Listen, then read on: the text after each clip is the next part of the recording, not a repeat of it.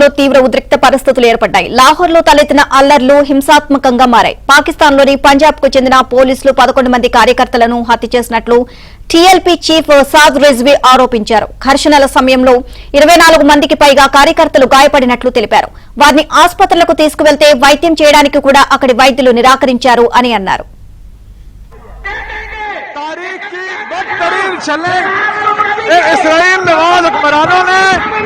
Punjab police के Israeli गुंडों ने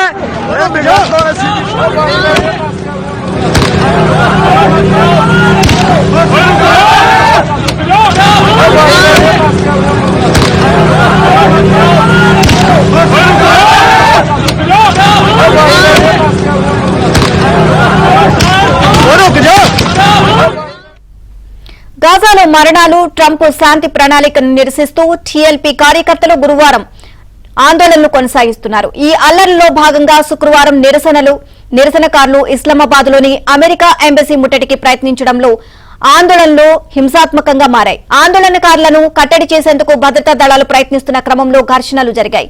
ఈ నిరసనలో పలువురు టీఎల్పీ కార్యకర్తలు ప్రాణాలు కోల్పోయారు. ఇస్లామాబాద్, లాహోర్, రావల్పిండిలో నిరసనల కారణంగా పాకిస్తాన్లోని అనేక ప్రాంతాల్లో ప్రధాన రవాణా, కమ్యూనికేషన్ వ్యవస్థలు దెబ్బతిన్నాయి. ప్రధాన నగరాల్లో ఇంటర్నెట్ సేవలు నిలిపివేశారు. ఇస్లామాబాద్, రావల్పిండిలో లాక్డౌన్ విధించినట్లు అధికారులు పేర్కొన్నారు.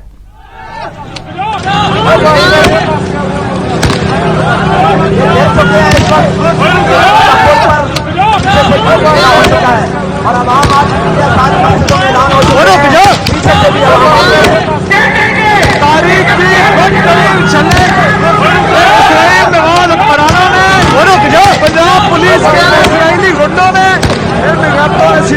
और गोलियां मारनी शुरू की हुई है। सुबह से हमारे